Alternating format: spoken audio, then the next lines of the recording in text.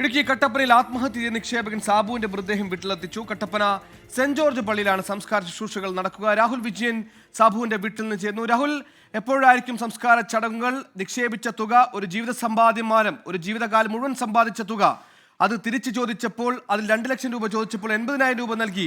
ബാക്കിക്ക് bank ഉദ്യോഗസ്ഥർ ധാർഷ്ട്യം കാണേണ്ടി വന്ന ഒടുക്കം ജീവിക്കാനാകാതെ ആത്മഹത്യ ചെയ്യേണ്ടി വന്നൊരു പാവം. ഇപ്പോഴും ആത്മഹത്യാക്കുറിപ്പിൽ പേര് പരാമർശിച്ചവർ ഒരു പ്രശ്നവുമില്ലാതെ പുറത്താണ്. അവരെ കസ്റ്റഡിയിലെടുക്കാൻ, അറസ്റ്റ് ചെയ്യാൻ പോലീസ് നടപടി തുടങ്ങിയിട്ടില്ല. എന്തൊക്കെയാണ് നമുക്ക് അവിടെ നിന്ന് ലഭിക്കുന്ന പുതിയ വിശദാംശങ്ങൾ?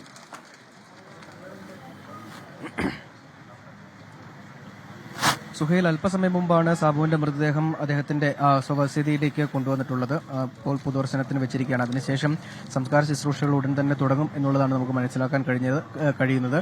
3:30 കട്ടപ്പന സെന്റ് ജോർജ് പള്ളിയിലാണ് ഈ അടക്കം എന്നുള്ളതാണ് ബന്ധുക്കൾ അറിയിച്ചിരിക്കുന്നത്. വളരെ വേദനാജനകമായ കാഴ്ചയാണ്, സങ്കടപ്പെടുന്ന കാഴ്ചയാണ് വീട്ടിൽ കാണാനും കഴിയുന്നത്. കാരണം ഒരു വ്യാപാര സ്ഥാപനം നടത്തിയിരുന്ന ആളാണ് സാബു. അതുകൊണ്ട് തന്നെ ഈ ഒരു മേഖലയിലെ ഒരുപാട് ആളുകളുമായും നേരിട്ട് ബന്ധമുണ്ട്. അത്തരം ആളുകൾ എല്ലാവരും തന്നെ അദ്ദേഹത്തെ അവസാനമായി കാണുന്നതിന് വേണ്ടി ഈ വീട്ടിലേക്ക് കട്ടപ്പന റൂറൽ കോപ്പറേറ്റീവ് ഡെവലപ്മെന്റ് സൊസൈറ്റിയിലെ നിക്ഷേപകനായിരുന്നു സാബു.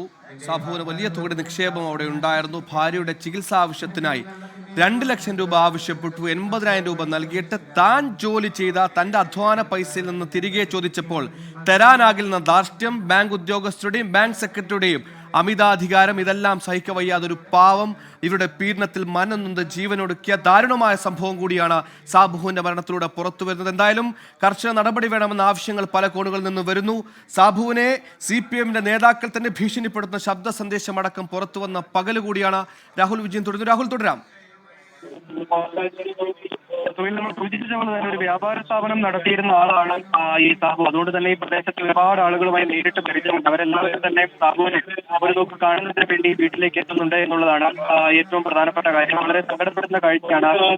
സങ്കടം അത് താങ്ങാവുന്നതിനും അപ്പുറമാണ് എന്ന് പറയേണ്ടതില്ല. എന്നിരുന്നാൽ കൂടിയും ഒരു ബാങ്കിന്റെ കെടുകാര്യത്തിൽ അല്ലെങ്കിൽ ബാങ്കിന്റെ വീഴ്ച കൊണ്ട് ഒരാളുടെ ജീവൻ നഷ്ടപ്പെടുന്ന ഒരു അവസ്ഥയിലേക്ക് അല്ലെങ്കിൽ ജീവൻ ഒടുക്കേണ്ട അവസ്ഥയിലേക്ക് ബാങ്കിന്റെ വീഴ്ച എന്നതിലപ്പുറത്തേക്ക് അവിടെ ധാർഷ്ട്യമാണ്.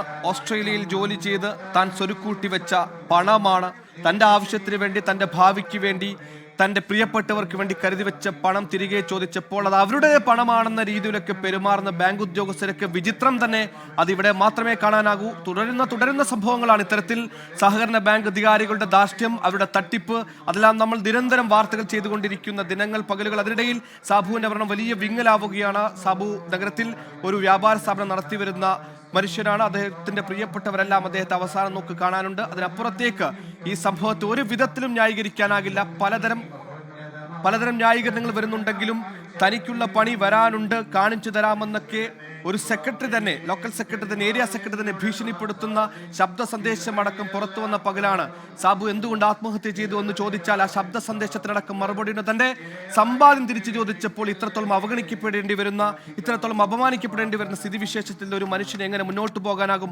കൊന്നതാണ് സഹകരണ ബാങ്ക് സ്ഥാപനത്തിലെ ആ സെക്രട്ടറിയും ഉദ്യോഗസ്ഥരും എന്ന് പറയുന്നതിലും സംശയമില്ല. എന്തായാലും സംഭവത്തിൽ പോലീസ് കേസെടുക്കട്ടെ, കർശന നടപടി ഉണ്ടാകട്ടെ. ആത്മഹത്യാക്കുറിപ്പിൽ എഴുതിവെച്ച പേരുകാർ ഇപ്പോഴും പുറത്തു തന്നെയാണ്. പോലീസിന്റെ ഇടപെടലില്ലാതെ. രാഹുൽ വിജയനാണ് അവിടെ എന്ന വാർത്തയുടെ വിശദാംശങ്ങൾ നൽകി.